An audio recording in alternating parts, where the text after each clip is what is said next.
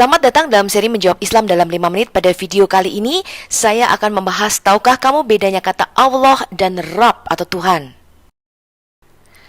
Allah di dalam Alkitab kita merupakan transliterasi atau terjemahan dari kata Elohim. Elohim atau Theos di dalam Perjanjian Baru. Allah di dalam Alkitab ini bicara mengenai hakikat atau esensi atau jenis daripada makhluknya. Jadi Allah di dalam Alkitab menunjuk kepada makhluk roh atau makhluk ilahi yang mempunyai otoritas di dalam dimensi roh. Kata Elohim ini berarti suatu tempat kediaman di dalam dimensi roh. Jadi ada banyak makhluk roh yang termasuk di dalam jenis Allah atau Elohim di dalam Alkitab kita. Jika orang Israel ingin merujuk kepada Allah yang tertinggi yang mereka sembah, mereka menggunakan definite article atau kata sandang Ha Elohim atau Elohim Allah yang satu itu. Saya kasih Anda contohnya ya, misalnya Mazmur 82 ayat 1. Ini adalah Mazmur Bani Asaf. Dikatakan di sini, Allah atau Elohim berdiri di dalam sidang ilahi. Di antara para Elohim atau para Allah, dia menghakimi. Allah yang pertama, ini merujuk kepada Allah Israel, yang Musa sebut sebagai Allahnya para Allah, atau Allah yang tertinggi.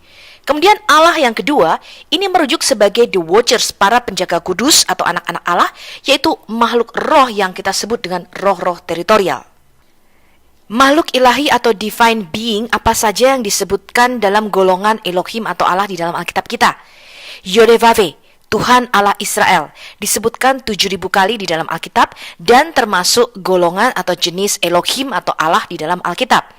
Kemudian ada anak-anak Allah di dalam Mazmur 82 ayat 1 dan 6. Kemudian ada dewa-dewi berhala bangsa-bangsa, juga termasuk dalam golongan Allah atau ilah Elohim di dalam Alkitab kita. Contohnya Hakim-Hakim 11 ayat 24, 1 Raja-Raja 11 ayat 33. Kemudian setan-setan atau Shedim di dalam Ulangan 32 ayat 17 disebut juga sebagai Allah atau ilah yang disembah. Kemudian roh Samuel atau roh orang mati di dalam 1 Samuel 28 ayat 13 disebut sebagai Elohim. Malaikat dan malaikat Yahweh di dalam Kejadian 35 ayat 7 adalah salah satu contoh yang disebut termasuk di dalam Elohim atau Allah di dalam Alkitab kita. Yesus disebut Allah karena hakikatnya sebagai sang firman Allah yang satu jenis atau monogenes dengan Bapa. Kita baca di Yohanes 1 ayat 14.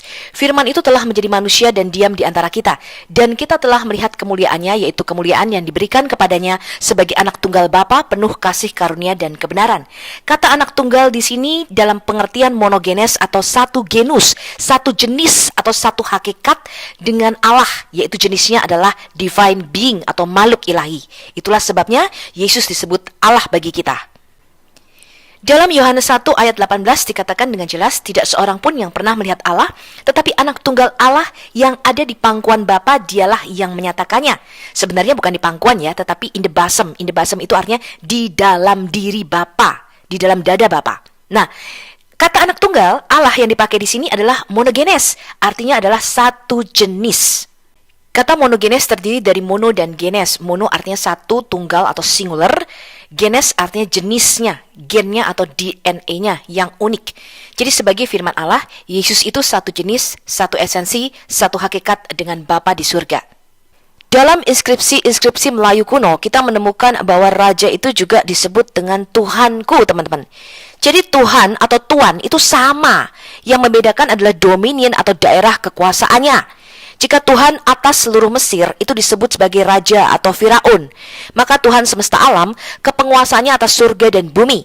Dalam bahasa Inggris, kata Tuhan atau Tuan itu disebut juga dengan Lord. Di dalam Alkitab kita disebut juga dengan Kyrios. Yesus disebut Kyrios, teman-teman.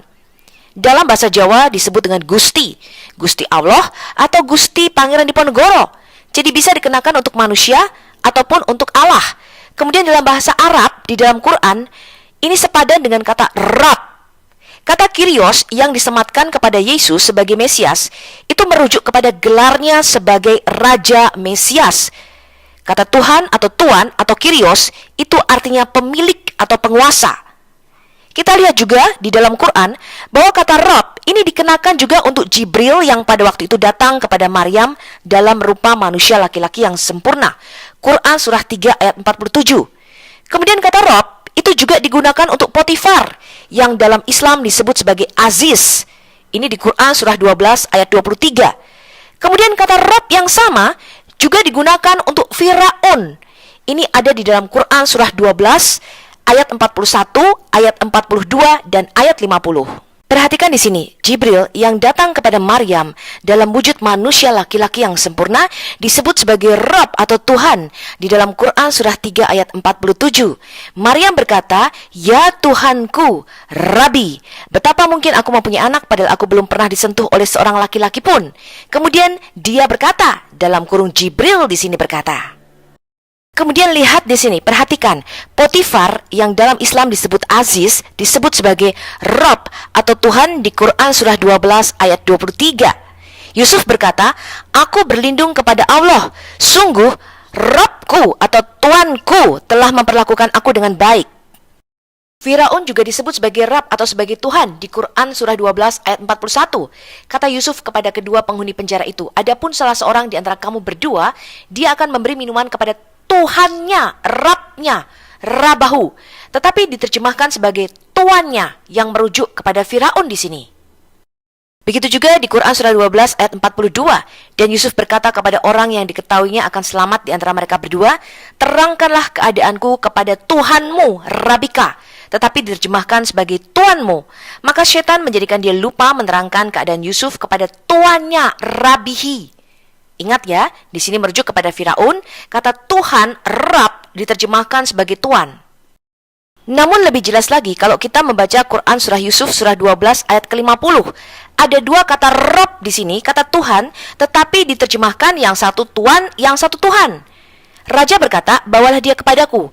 Maka tatkala utusan itu datang kepada Yusuf, berkatalah Yusuf, "Kembalilah kepada tuanmu, Rabika, dan tanyakanlah kepadanya bagaimana halnya wanita-wanita yang telah melukai tangannya. Sesungguhnya Tuhanku, Rabi, maha mengetahui tipu daya mereka."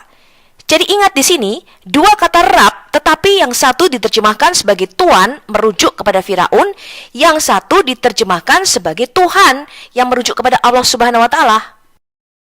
Jadi kata Tuan dan Tuhan itu sama saja teman-teman, bisa dikenakan kepada manusia dan juga bisa dikenakan kepada Allah yang ada di surga. Yang membedakan adalah dominion atau daerah kekuasaannya. Yesus disebut Tuhan karena dia Tuan di atas segala Tuan dan Raja di atas segala Raja. Kita baca Filipi 2 ayat 10 sampai 11.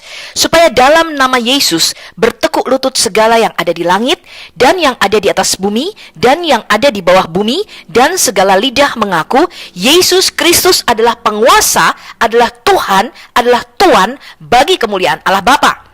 Kemudian di dalam Kisah Rasul 2 ayat 36 dikatakan, "Jadi seluruh kaum Israel harus tahu dengan pasti bahwa Allah telah membuat Yesus yang kamu salibkan itu menjadi Tuan atau Kyrios, menjadi penguasa atas surga dan bumi, dan Mesias atau Kristus." Kepenguasaan Yesus meliputi surga dan bumi. Kita baca Matius 28 ayat 18. Yesus mendekati mereka dan berkata, "Kepadaku telah diberikan segala kuasa di surga dan di bumi." Kemudian bukan hanya di surga dan di bumi, tetapi juga di dalam alam maut atau di bawah bumi. Dalam Wahyu 1 ayat 17 sampai 18, Yesus mengatakan, "Jangan takut, aku adalah yang awal dan yang akhir dan yang hidup. Aku telah mati, namun lihatlah aku hidup sampai selama-lamanya, dan aku memegang segala kunci maut dan kerajaan maut." Itulah sebabnya segala yang ada di surga, di bumi, dan di bawah bumi takluk di bawah kaki Yesus. Makanya Yesus disebut Tuan di atas segala Tuan atau Tuhan semesta alam. Demikian pemaparan video kali ini. Sampai jumpa pada video menjawab Islam dalam 5 menit selanjutnya. Shalom.